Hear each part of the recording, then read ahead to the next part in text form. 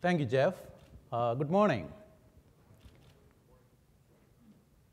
It's my pleasure this morning to talk to you about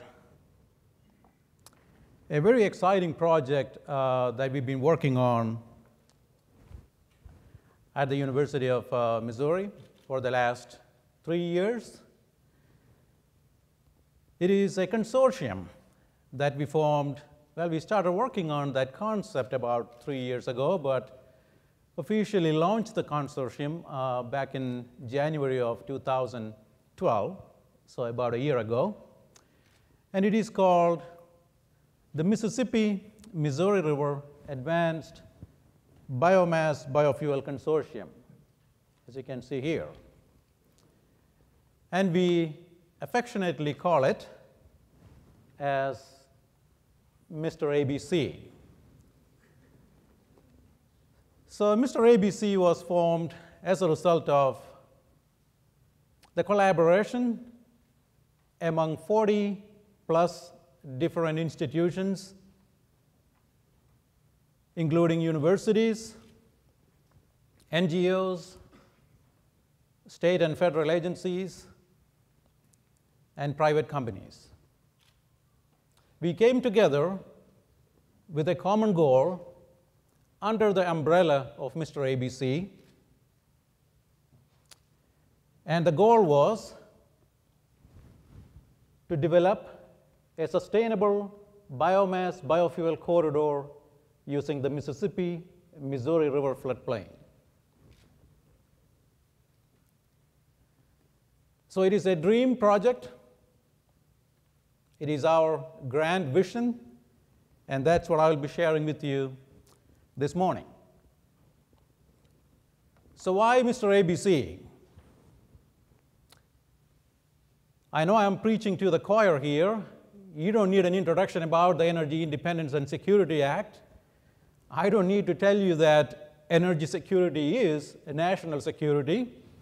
I quoted President Obama here, but as you know, we've been talking about energy security as national security even before 2006, but I included that because back then Senator Obama used that as the title of his speech at the Governor's Ethanol Coalition meeting in Washington, D.C.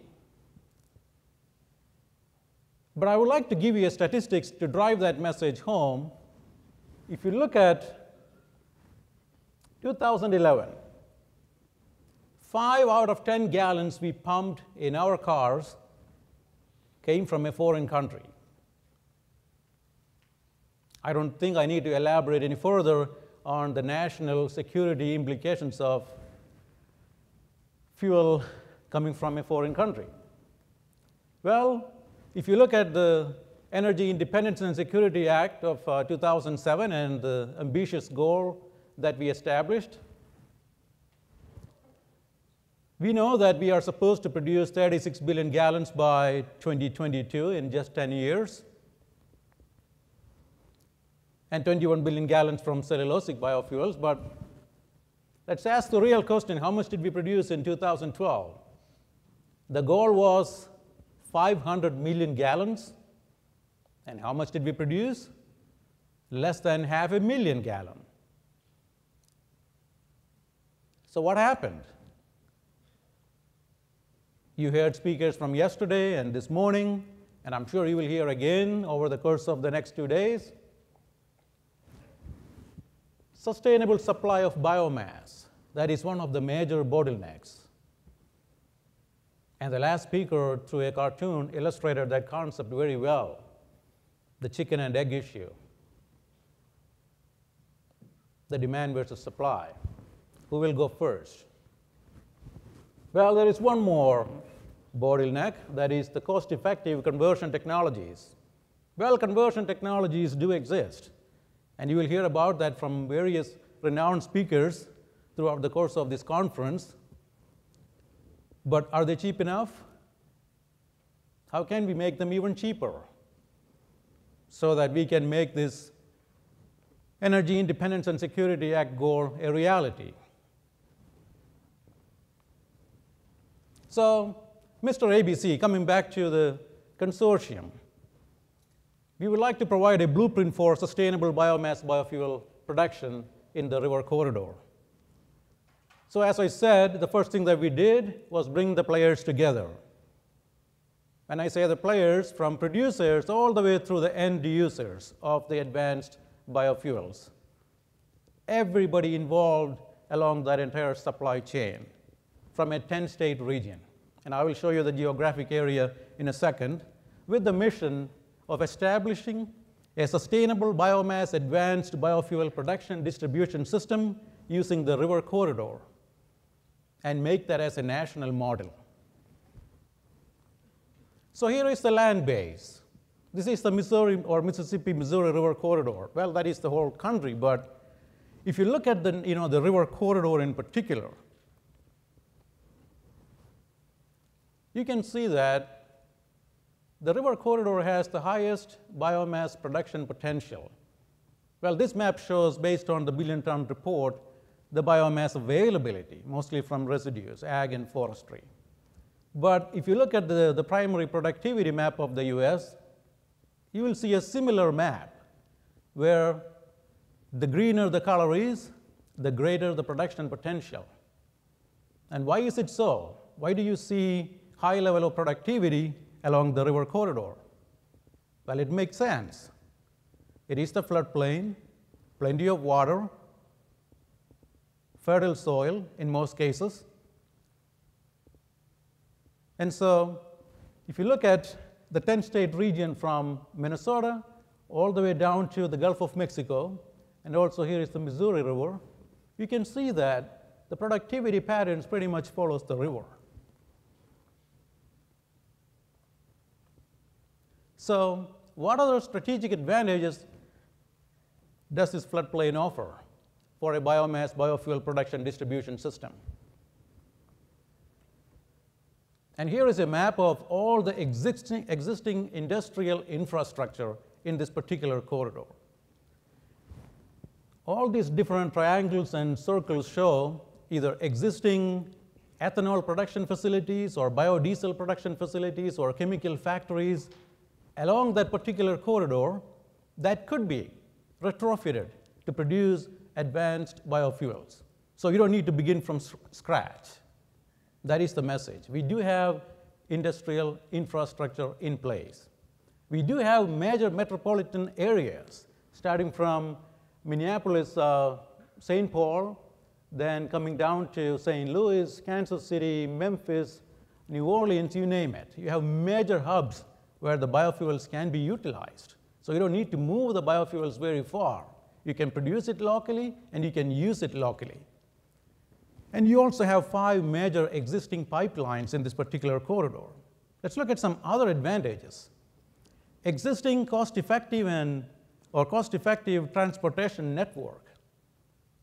I'm not just talking about the railroad or the highway system. We have a unique advantage when it comes to barge traffic in this particular corridor. Look at this graph.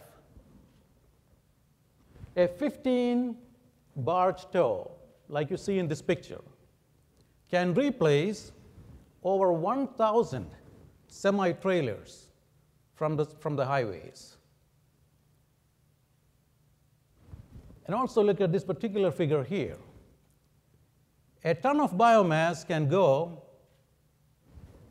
almost 600 miles on a gallon of diesel on a barge, compared to about 155 on a truck. And you heard many talks about the logistics, transporting a low-density feedstock. Not very economical. But look at here.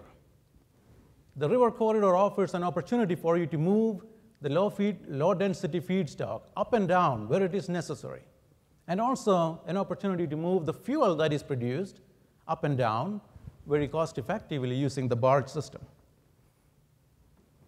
And of course, leveraging on existing investments. If you look at the universities involved in this particular project,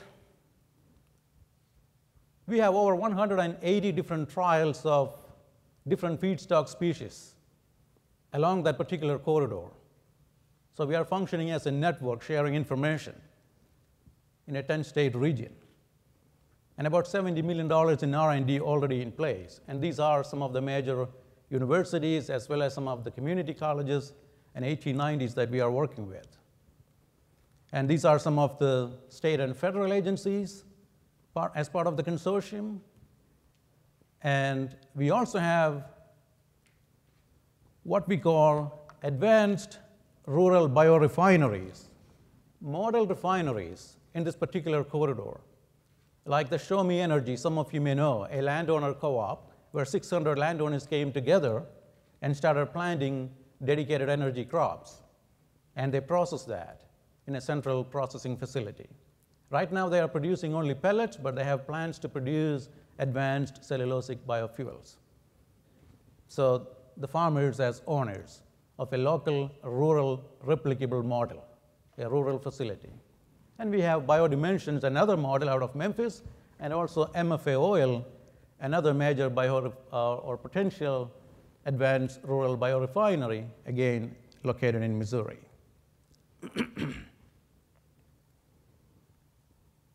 So here is again that Arbor model, the advanced rural biorefinery model, a decentralized production processing system that can be replicated. We are not talking about huge refinery here, perhaps a production potential of 10 to 15 million gallons. Landowners come together, or there is private investment to create a small-scale refinery with a footprint of perhaps 50-mile radius.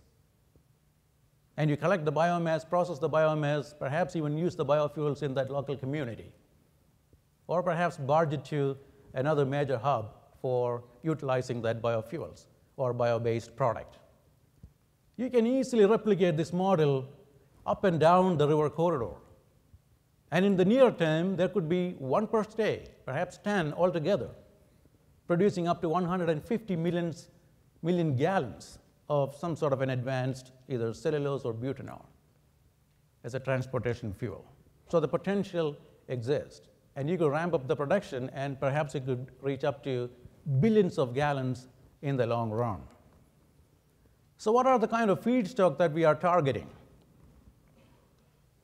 Jeff said in the introduction, I will talk about multiple feedstocks. Well, you've been hearing about multiple feedstocks, and you will hear more about the woody feedstocks in the next few talks. So I'm not getting into the details of all the feedstocks and their characteristics, but I will explain why these feedstocks are best suited for this particular corridor, the Mississippi-Missouri River corridor. You have woodies, like the willows and poplars, and you have the herbaceous, like the switchgrass, sorghum, an annual crop, or energy crane, or even miscanthus. Well, most of these crops are well suited. They are ideal for the floodplain landscape that we are targeting. But at the same time, keep in mind that we still need to improve these crops. So speaking of the floodplain, at least some of you are at this point thinking that I must be crazy. I'm targeting land that is most productive. And some of you noticed when I showed that figure, the first one showing the productivity, at least part of that is the food basket of the country. So are we targeting some of the productive land? Well, you can call me crazy, but I know for sure that my team members are not crazy. So they did some analysis. We do have maybe 120 million acres of productive, prime agricultural land in that particular corridor. When I say the corridor, we did the analysis about 75 miles on both sides of the river, on Mississippi as well as on Missouri. 120 million acres of productive farmland. Make sure you hear me loud and clear. We are not targeting that 120 million acres of productive farmland. If you look into the same corridor, you will see another 116 million acres of marginal farmland. Farmland where you see events like this, perhaps frequently, so that the conventional row crop production is not the best use of that land. And if you look at this particular slide, this is following the intentional levee breach back in 2011. May of 2011, the Army Corps of Engineers had to break the levee, flooding 130,000 acres of farmland in southeastern Missouri. And most of this land will not go back to production like the way it used to be, because you see several feet of sand. So it's essentially like a sandbar or sand deposit. It would take millions of dollars to convert that back into productive farms, or you can call it productive from the point of view of growing biofuel crops. You can still perhaps grow some of your switchgrass or sorghum or woody crops on such lands. You heard from speakers, they take less nitrogen, they take less water. And here is a corridor where there is plenty of water. You don't need to irrigate to get your best productivity. You don't need to apply a lot of nitrogen to get your best productivity, because your nitrogen that you put on your row crop, at least part of it, will eventually end up in the river.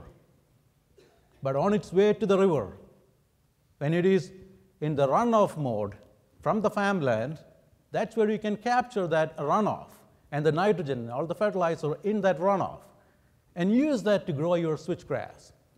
You can use that to grow your willows and cottonwood. You don't need to apply any special nitrogen.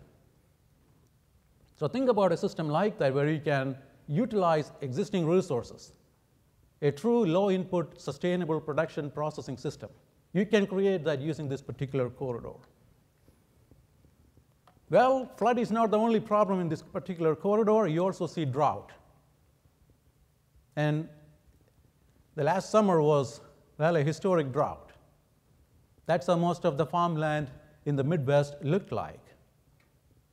Well, in this particular corridor, don't believe we are only targeting just the floodplain. It is the floodplain and the associated landscape. So you can experience drought, or your species will experience drought. So we need to do some improvements. So we have team members working on genomic-assisted breeding to look for flood tolerance as well as drought tolerance in these particular feedstock species. We have state-of-the-art greenhouse facilities, movable greenhouses where we can test in the field and screen for drought tolerance. We are looking at many of these woody feedstock as well as herbaceous for even flood tolerance, using one of the largest flood tolerance labs, outdoor labs in the US, in Missouri. And also here is an agroforestry approach. It's not just about screening the species, but also creating the low input production systems. We are looking at systems where we plant them in monoculture as well as in mixed systems like agroforestry, combining trees and crops together. Well, this slide is not from Missouri. This is from Toronto, Canada, where they are growing willows in between black walnuts. I don't know if anybody is here from Catchlight or Weyerhaeuser. As some of you know, they are experimenting with planting switchgrass in between pine trees on a commercial scale here in the Southeast. So we also have, again, this is not the focus of my talk, but just would like to emphasize that we also have conversion research going on, mostly focused on biochemical, but we also have people working on thermochemical. We had two startup companies. One just moved into the incubator. They are looking at cross-linked enzymes as super enzymes. The idea there is to increase the saccharification efficiency by at least 10-fold by creating cross-linked super enzymes. And here is another startup company, and they've been in operation for about 2 years, Elemental Enzymes, and their technology is to look at spore-based enzymes where the enzymes are expressed on the surface, so the loading, recovery, reuse, all of that will be easier. We are also looking at the entire supply chain, the logistics systems, to make sure that it is economical to harvest, transport, to store, to pre-process the feedstock that we harvest. So we are working with landowners all the way through end users. And we have a number of industrial players as part of the consortium to help us with that third particular objective. So speaking of the third objective, the sustainability, I would like to at least draw your attention to one example of how this system deployed throughout this corridor can help the environment. Because environmental sustainability of a production processing system like this will be at the top of everybody's mind when you think about using the floodplain, and there is a lot of water. What about the water quality? Well, a system like this where you deploy a lot of perennials, we already have a lot of annual agricultural crops, but combined with the agricultural crops, if you deploy these perennial crops in strategic locations, you may have a 1,000-acre farm, and 10% of that farm is flooded every year. Well, since it is part of your farm, you crop it anyway. Perhaps that 10% you can plant switchgrass or sorghum, or perhaps convert to the willow or poplar and gain an economic return from that piece of land as part of your farmscape. Well, if you do that, you can derive some major environmental benefits. You create a lot of wildlife habitats for sure. You establish connectivity between natural habitats, but also you can clean up water. And here is an example. I assume all of you know the issue of hypoxia. Well, it's not the medical term hypoxia I'm talking about, the environmental hypoxia. The hypoxia in the Gulf of Mexico, the fish kill that happens every year following the agricultural season in the Midwest. All the nitrogen and the phosphorus from the farmland that will wash into the river system, flow 800 miles downstream, and create the hypoxia, the dead zone in the Gulf of Mexico. Because of all that nutrient-rich water, you will have algal bloom. They consume all the oxygen, so the dissolved oxygen in the water is low, and you get, it's not just fish kill, but all form of marine life will die, miles and miles. Happens every year. Billions of dollars of economic loss every year as a result. Can we resolve that issue? Well, if you put some of these crops in strategic locations from Minnesota all the way down to the Gulf of Mexico, you can alleviate the hypoxia issue somewhat. We have data from decades of research showing that if you have switchgrass and poplar and willows, they can take up that extra nitrogen. Most crops take up about 50% of the nitrogen that you put in. The nitrate that would otherwise leach down or run off in the surface water can be taken up by these perennial crops and filter the water. You can cut down the nitrate, the phosphorus, the sediments from 20 to 80%. You can clean up the water somewhat. You can reduce the hypoxia issue in the Gulf of Mexico. So this could be a market-based approach to restoring that particular corridor that has got a lot of environmental issues and a lot of economic issues as well. So here is what we do at the University of Missouri. Of all the partners that we have, this is just a snapshot of what we are doing at the University of Missouri. Right now, the R&D investment is about $10 million. You heard from my colleague Hank Stelzer yesterday. University invested in the power plant, millions of dollars in the power plant, a combined heat and power plant. And some of the funders are also highlighted there, but we have feedstock, conversion, and sustainability altogether about $10 million of funding at the moment. Well, I would like to leave you with some numbers here. If you can remember, a dream project like this, if we can materialize this, can pay huge dividends. But I would like to drive that message home through 10, 10, 10, 8, and 24, and I will explain what they are in a second. That is 10% of that marginal land that I talked about that can be converted to feedstock, and that as a result, we can solve a major bottleneck. Tenfold increase in conversion efficiency or saccharification efficiency, reducing that cost of conversion down, way down. Well, if we can make 10 advanced rural biorefinery or arbor, that will be at least 150 million gallons in the near term, but up to 8 billion gallons of advanced biofuels from this particular corridor, about 38% of our national goal, can be a national model. And it can create $24 billion of economic impact in this particular corridor. Well, I will leave you with this one final slide. A great Missourian, George Washington Carver, said, "I believe that the great Creator has put ores and oil on this earth to give us a breathing spell. As we exhaust them, we must be prepared to fall back on our farms, which is God's true storehouse and can never be exhausted. We can learn to synthesize material for every human need from things that grow." Thank you very much.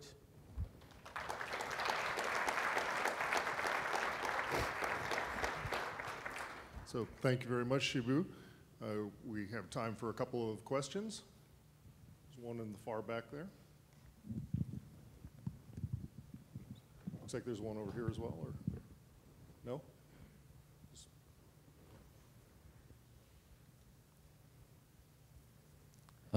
I'm Edward Yu from University of Tennessee. When you mention about the efficiency of inland waterway or barge transportation to transport biomass feedstock, I'm not quite sure if you have considered the two issues in inland waterway. First is the lock system on the upper Mississippi River. The delays of barges there, if we go southbound, usually can be days or sometimes be weeks. So that's a big issue. And the second one is you also show the slide of flood and drought in that area.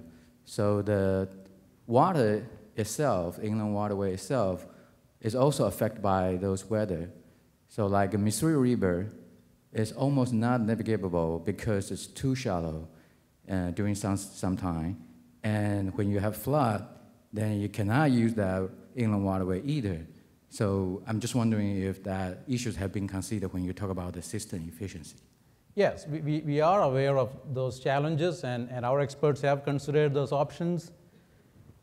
So if you look at even Mississippi River, following the historic drought, it's been challenging, the navigation through even the Mississippi. So there are real issues to be dealt with, but we still considered that against the highways, and at least wanted to show that that opportunity exists in that particular corridor to bring the cost of transportation down substantially. But there are some real challenges, as you pointed out. So we are considering those challenges for sure, yes. Thank you for bringing that up. Are there any other questions?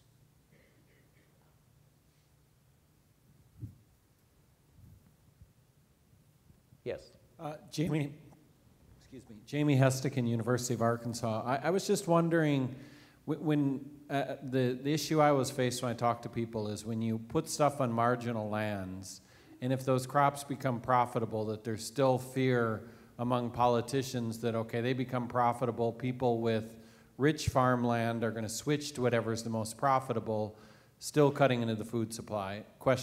Part number one. Part number two is, you know, when you talk about the environmental benefits of putting more crops in, that's assuming that people don't take the switchgrasses and the trees and find out, hey, if we put a little bit of nitrogen in, they make them grow even faster, so we'll go ahead and put more of that in, and then you make the problem bigger. And I'm all for this. I'm just wondering how you respond to those two questions. Yeah, great questions. The first one about landowners switching, thinking that it is more profitable.